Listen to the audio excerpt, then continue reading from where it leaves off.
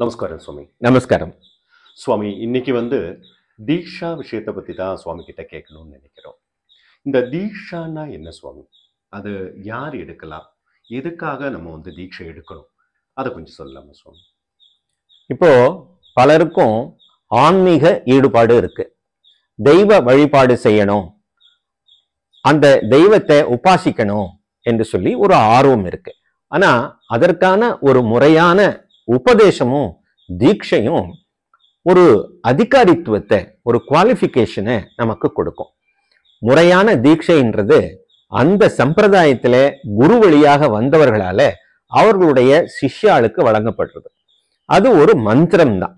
அந்த மந்திரத்தை குருவானவர் சிஷ்யாவுடைய ஆக்ஞா சக்கரத்தில எழுந்தருள செய்கின்றார். இதனால அவருக்கு அந்த மந்திரத்துக்குரிய தேவதையினுடைய அனுகிரகம் பரிபூர்ணமா கிடைக்கும்.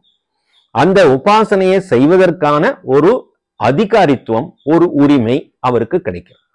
இந்த அடிப்படையில் தான் நாம ஸ்ரீ லலிதாம்பிகை அம்மனுடைய மூல மந்திரமாக விளங்கக்கூடிய சமயாச்சார சம்பிரதாயத்தின் அடிப்படையிலான ஸ்ரீவித்யா மூல மந்திரத்தை தீட்சையாக வழங்குகின்றோம். இந்த தீட்சையை பெற்றுக்கொண்டு அவர்கள் அதை ஜபம் செய்ய வேண்டும், அந்த தேவியை வழிபாடு செய்ய வேண்டும். இதனால அஷ்ட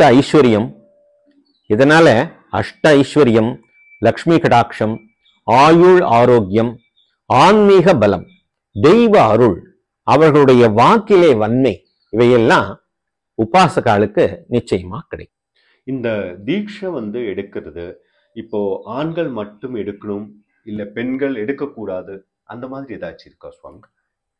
இந்த உபாசனையை பொறுத்த வரைக்கும் ஆண் பெண் என்கின்ற பேதம் இல்லை. எல்லாருக்கும் உகந்ததுதான் இந்த உபதேசம். ஆண்களும் பெண்களும் நிச்சயமா இந்த உபதேசத்தை, இந்த தீட்சையை எடுத்துக்கொள்ளலாம். ஆண்கள் இந்த தீட்சை எடுத்தால் அதுக்கு மேல் அவங்க அவங்க இல்ல வாழ்க்கையில, அவங்களோட ஃபேமிலி வாழ்க்கையில ஏதாச்சும் கட்டுப்பாடுகள் உண்டா, இல்ல சாதாரணமாகவே அவங்க இதை பின்பற்றி போகலாமா சுவாமி? கிரகஸ்த தர்மத்தில் இருக்கிறவாளுக்கான உபதேசம் தான் இந்த ஸ்ரீவித்யா உபதேசம். ஆகையினாலே கணவன் மனைவியாக இல்லற வாழ்க்கையில இருந்து கொண்டு அம்பாளை நம்ம வீட்டுல இருக்கக்கூடிய ஒரு தாயாரை போல, அன்னையை போல அந்த அம்பாளை வழிபட்டு வர்றதுக்கு எந்த விதமான ஆக்ஷேபமும் இல்லை. இல்லறத்தில் இருப்பவர்களுக்கு தாராளமா இந்த உபதேசத்தை எடுத்துக்கொள்ளலாம்.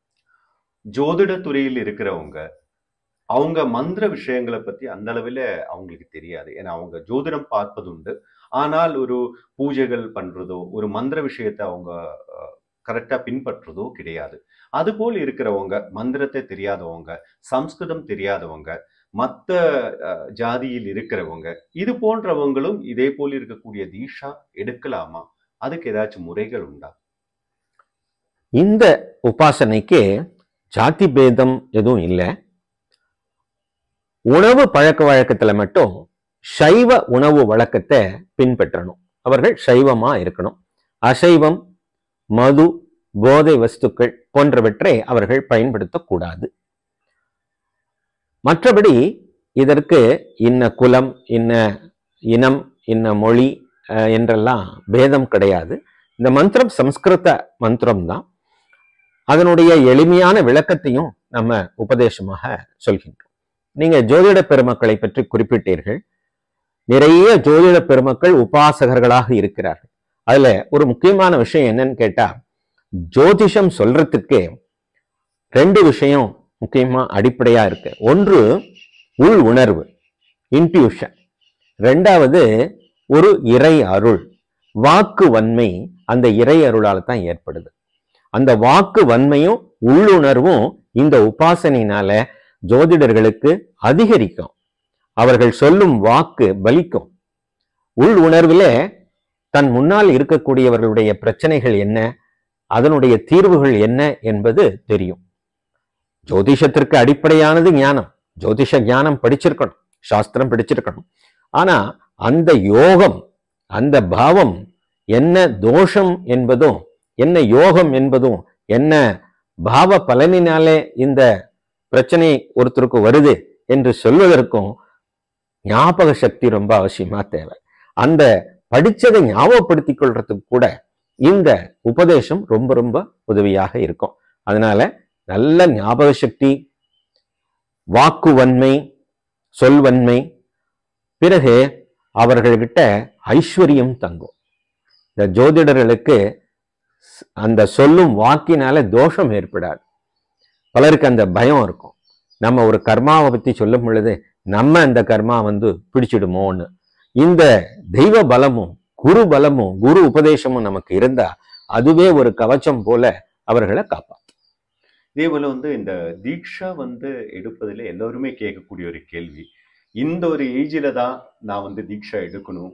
ஏன்னா எல்லாரும் நினைப்பது ஒரு 50 வயசுக்கு மேலதான் தீட்சை எடுக்கணும். ஏன்னா திருமணத்துக்கு முன்னாடி தீட்சை எடுக்கக்கூடாது. அப்படி எடுத்தால் திருமண விஷயத்துல தடைகள் ஏற்படும், இல்லைன்னா ஃபேமிலியில பல பிரச்சனைகள் வர்றதுக்கான வாய்ப்புகள் உண்டு. இந்த மாதிரி எல்லாம் சில நம்பிக்கை உண்டு. அதை பத்தி கொஞ்சம். எந்த மந்திரத்தை தீட்சையா யார் எடுத்துக்கணும் அப்படிங்கிறதுல ஒரு முறை இருக்கு. அந்த முறைப்படி பார்த்து தான் குரு தீட்சையை வழங்குவார். ஆனா இந்த ஸ்ரீவித்யா உபதேசம், இந்த சமயாச்சார ஸ்ரீவித்யா உபதேசத்திற்கு எந்த வயது வரமும் கிடையாது. பால்ய பருவத்தை தாண்டிய பிரம்மச்சாரிகள், அதாவது ஒரு 16 வயதுக்கு மேலே இருக்கக்கூடியவர்களுக்கும், கிரகஸ்த தர்மத்தில் இருக்கிறவர்களுக்கும், திருமணமானவர்களுக்கும் ஆகாதவர்களுக்கும் பொருத்தமானது இந்த அம்பாளுடைய மூலமந்திரம். அந்த மூலமந்திரத்தினால ஒரு கஷ்டம் எதுவும் வந்துடாது. உண்மையில் சொல்ல போனா யாருக்கு பூர்வ புண்ணியம் இருக்கோ, முற்பிறவியில செஞ்ச பல புண்ணியம் இருக்கோ, யாருக்கு பெரியவர்களுடைய அனுகிரகம் அந்த குடும்பத்தில் இருக்கோ, அவர்களுக்குத்தான் இந்த உபதேசம் கிடைக்கும். நினைச்ச மாதிரி போய் கிடைக்கக்கூடிய ஒரு எளிமையான விஷயம், ஈஸியான சுலபமான விஷயம் இது இல்லை. இதற்கு பல பிறவிகள்ல தபஸ் பண்ணியிருக்கணும், பல பிறவிகள்ல புண்ணியத்தை தேடி இருக்கணும். அப்பதான் இந்த தீட்சை அவர்களுக்கு கிடைக்கும். இந்த தீட்சை எடுத்ததுக்கு அப்புறமா இப்படிதான் நம்ம நம்மளோட வாழ்க்கை இருக்கணும். இப்போ எல்லோரும் கேட்கறது, டெய்லி நான் பூஜைகள் பண்ண வேண்டியதா இருக்குமா? ஏன்னா நான் பல வேலையில் இருக்கும், இல்லைன்னா நான் ஏதாச்சும் டிராவல் பண்ணிட்டு இருப்போம். டெய்லி நான் இந்த டைம்ல இந்த பூஜைகள் பண்ணணும்னு ஒரு நிர்பந்தம் இருக்கா? அந்த மாதிரி ஒரு கேள்வி வருது. சொல்லுங்க. கண்டிப்பா இருக்கு. இந்த பூஜை இந்த மந்திரத்துக்குன்னு இல்லை, எந்த மந்திரத்துக்கும் உபதேசம் எடுத்துக்கிட்டா அதுக்குன்னு சில நியமங்களை நம்ம பின்பற்ற வேணும். ஒண்ணு, முதல்ல ரகசிய பிரமாணம். நம்ம கிட்ட ஒரு ஐஸ்வர்யமான ஒரு விலை உயர்ந்த வைரம் கிடைச்சிட்டா அதை நம்ம சும்மா வாசல்ல போட்டு வைக்க மாட்டோமே, உள்ள பொக்குஷமா பீரோல வச்சு பூட்டுவோமே. அது போல நம்முடைய ஆழ் மனசுல ரகசியமா அந்த மந்திரத்தை பதிய வச்சுக்கணும். அது வெளியில எல்லாருக்கும் தெரியற மாதிரி சொல்லணும். நான் இப்ப தீட்சையை எடுத்துட்டேன், அதனால நான் இப்படி இருக்கேன்னு சொல்லி அதை வெளிக்காட்டிக்கணும். அந்த டம்பம் தேவையில்லை, அமைதியா இருக்கலாம். அது மட்டும் இல்லாம மானசீகமா ஜபிக்கலாம். இதை வெளிப்புறமா தான் இந்த பூஜையை பண்ணணும் அப்படிங்கிற அவசியமும் இல்லை.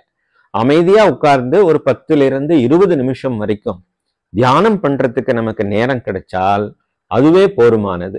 அது வீட்டுல பண்ணலாம், வெளியில போறச்ச பண்ணலாம், அல்லது கோவில்களுக்கு போய், அங்கங்க எந்த ஊருக்கு போனாலும் ஒரு கோவில் இருக்கு, அந்த கோவில் போய் அந்த சுவாமி முன்னாடி உட்கார்ந்து தியானம் பண்ணலாம். ஆகையினால இதுக்குன்னு பெரிய புற பூஜைகள் இல்லைன்னு சொல்றேன், அக பூஜை தான் இருக்கு. ஸோ அதனால யார் வேணாலும் எப்ப வேணாலும் இந்த மந்திரத்தை அவர்களுக்கு கிடைக்கிற நேரத்தை பொறுத்து ஒரு நாளைக்கு 2 முறையோ அல்லது 1 முறையோ இதை ஜபம் பண்ணினால் போதும். சுவாமி, இப்போ இந்த தீட்சா இதுல ஸ்ரீ லலிதாம்பிகை அம்மன் தீட்சைக்கு ஏன் இவ்வளவு முக்கியத்துவம் இருக்கு? ஏன்னா நிறைய டிஃப்ரெண்டான விஷயங்கள், நிறைய சுவாமிகளோட இடத்துல இருந்து, கோயில்கள்ல இருந்து சில பூஜை பண்றவங்க கூட என்ன பண்றாங்க, எல்லோருக்கும் தீட்சை கொடுக்குற மாதிரி எல்லாம் கேள்விப்பட்டிருக்கோம். ஆனா சுவாமியோட இதுல நம்ம இந்த ஸ்ரீ லலிதாம்பிகை அம்மனோட அருள் பெற்ற இந்த தீட்சை எடுப்பதனால் ஒரு ஜோதிடராக இருக்கக்கூடிய, ஒரு பூஜாரியா இருக்கக்கூடிய எனக்கு எந்தெந்த மாதிரியான ஒரு பயன் இதனால கிடைக்கும் சுவாமி? எனக்கு, என் ஃபேமிலிக்கு, அந்த மாதிரி கூட கொஞ்சம் சொல்ல முடியுங்களா? கண்டிப்பா. இதனுடைய மகிமையினாலதான் கிடைத்தற்கரியதாக இருக்கக்கூடியதாக இருக்கு. இது எல்லா இடத்துலயும் எளிமையா கிடைச்சிடாது. அது மட்டும் இல்லாம இது பாரம்பரியமான சம்பிரதாயமான ஒரு பீட்டத்திலிருந்து குரு மூலமாக இந்த உபதேசம் கிடைக்குது. இங்கே அம்பாள் கொலுவி இருக்கின்றார். இது அம்பாளுடைய புண்ணிய கஷேத்திரம். இந்த புண்ணிய கஷேத்திரத்திலிருந்து இந்த தீட்சையை எடுத்துக்கிறது என்பது ஒரு கிடைத்திருக்கிற வரப்பிரசாதம் தான் சொல்லணும். அதுதான் இதனுடைய மகிமை. இந்த தீட்சை எடுத்துக்கொண்டதற்கு பிறகு அம்பாளுக்கும் அந்த உபாசகனுக்கும் இடையில ஒரு தாய்க்கும் குழந்தைக்கும் என்ன பந்தம் இருக்குமோ அது போல ஒரு பிணைப்பு ஏற்பட்டுடுது. அப்போ நமக்குன்னு யாருமே இல்லையேன்னு நம்ம நினைக்க வேண்டியதில்லை. நமக்கு அருள் புரிவதற்கு அந்த தாய் இருக்கின்றாள், அந்த அம்பாள் இருக்கின்றாள். ஆகினால் நமக்கு முதல்ல சோகம் இல்லை, துக்கம் இல்லை, பயம் இல்லை. அம்பாளுடைய அனுகிரகம் நமக்கு இருக்கின்றது. நமக்கு மட்டுமல்லாம நம்மை சார்ந்திருக்கக்கூடிய குடும்பத்தாருக்கும் அது அனுகிரகம் பண்ணும். என்ன முறையை பின்பற்ற வேண்டும் என்று கேட்டால், தீட்சை எடுத்துக்கொண்டதற்கு பிறகு தர்ம நெறியிலான ஒரு வாழ்க்கையை வாழணும். பிறருக்கு துன்பம் நினைக்க கூடாது, பிறருக்கு உதவுவதற்கு நம்ம முயற்சி பண்ணணும். எல்லாரும் நல்லா இருக்கணும் என்று நினைக்கக்கூடியவர்களுக்கு அம்பாளே துணை இருந்து அவர்கள் வாழ்க்கைக்கு வழிகாட்டுவார். இந்த தீட்சை எடுப்பதற்கு எத்தனை நாள் தேவை இருக்கு சுவாமி? அது கண்டினியூஸா நாங்க அதை எடுக்கணுமா, இல்ல அதை கொஞ்சம் கொஞ்சம் டைம்ல நாங்க அதை எடுக்க முடியுமா? முடியும். இந்த தீட்சையை பொறுத்த வரைக்கும் நம்ம 5 நிலைகளாக பிரிச்சிருக்கோம். இந்த முதல் தீட்சை என்பது ஒரு நாள் இங்க பயிற்சி எடுத்துக்கொண்டால் அந்த பயிற்சியில நம்ம அந்த தீட்சையை நம்ம கொடுத்துடுறோம். இது முதல் நிலை தீட்சை. அதற்கு பிறகு 2ஆம் நிலை, 3ஆம் நிலை, 4ஆம் நிலை, நிறைவாக 5ஆம் நிலை என்று நிலைகள் இருக்கு. அதற்காக ஒவ்வொரு முறையும் ஒரு நாள் அல்லது 2 நாள், ஒரு நாள் அல்லது 2 நாட்கள் இங்கே பீட்டத்திலே, ஸ்ரீ லலிதாம்பிகை பீட்டத்திலே தங்கி இருந்து படித்து ஜபம் பண்ணி முறையாக சம்பிரதாய முறைப்படி இந்த தீட்சையை பெற்றுக்கொள்ளணும். அதற்காக சில உபதேச முறைகள் இருக்கு, யஜ்ஞங்கள் இருக்கு. அதெல்லாம் இங்கேயே வேள்விகள்லாம் இங்கே நிகழ்த்தி தான் அதற்கான குரு உபதேச முறைப்படி அந்த தீட்சை அவர்களுக்கு வழங்கப்படும். ஜபமாலை கொடுக்கப்படும், ஸ்ரீசக்கரம் கொடுக்கப்படும். இந்த மாதிரி வழிபாடுகளை அவர்கள் ஏற்றுக்கொண்டு அதற்கு பிறகு ஒவ்வொரு நிலையிலும் 27 நாட்கள் தடையில்லாம தொடர்ந்து செய்யணும். அதற்கு பிறகு அடுத்த நிலைக்கு வரலாம். முதல் நிலை எடுத்த உடனே 27 நாட்கள் ஜபம். அந்த 27 நாட்கள் ஜபம் முடிச்சுட்டா அவர்கள் அடுத்த நிலைக்கு தயாராக ஆகிவிடுகிறார்கள். அந்த அடுத்த உபதேசத்திற்கு 2ஆம் நிலையை எடுத்துக்கலாம். அதற்கு பிறகு 27 நாள் ஜபம். தடை இல்லாம அந்த ஜபத்தை செய்யணும். அது ஒண்ணுதான் அதற்கு இருக்கக்கூடிய ஒரு கண்டிஷன். அல்லாம பாதியில விட்டுட்டு கொஞ்ச நாள் கழிச்சு மீண்டும் செஞ்சா அந்த ஜப பலிதம் இருக்காது. அந்த பலிதத்துக்காக தொடர்ந்து ஒரு ஸ்ரத்தையோட ஒரு ஈடுபாட்டோட செய்யறவர்களுக்கு நிச்சயமா இது நன்மை செய்யும். தடை ஏற்பட்டால் நம்ம முதல்ல இருந்து ஆமா. இப்ப நம்ம உதாரணமா முதல் நிலை தீட்சை இங்க பீடத்துல எடுத்துட்டோம். பீட்டத்துல இருந்து போன உடனே ஒரு 5 நாள் நம்ம ஜபம் பண்றோம். அதற்கு பிறகு அந்த ஜபம் செய்ய முடியாத நிலை ஏதாவது வந்துட்டா 3 நாட்களுக்கு மேல அதை நிறுத்தக்கூடாது. இப்ப இது பெண்களுக்கு பொருந்தாது. பெண்கள் தங்களுடைய விலக்கமான நாட்கள்ல ஓய்வாக இருந்துட்டு அதற்கு பிறகு தொடர்ந்து ஜபம் பண்ணலாம். அது அவர்களுக்கு தோஷம் இல்லை. ஆனா தொடர்ந்து அந்த ஒரு காரணம் இல்லாம வேற ஏதாவது ஒரு காரணத்தாலேயோ, நேரம் இல்லை, அசௌகரியமா இருக்குன்னு ஏதாவது காரணத்தாலேயோ ஒரு 4 நாள் விட்டுட்டா திரும்ப முதல்ல இருந்துதான் ஆரம்பிச்சு செய்யும். மறுபடியும் அந்த 27 நாள் தொடர்ச்சியா பண்ணும். பெண்களுக்கு இது விதிவிலக்கு. ரொம்ப டீட்டெயிலான ஒரு விளக்கத்தை கொடுத்தீங்க சுவாமி. ரொம்ப நன்றி சுவாமி. நன்றி.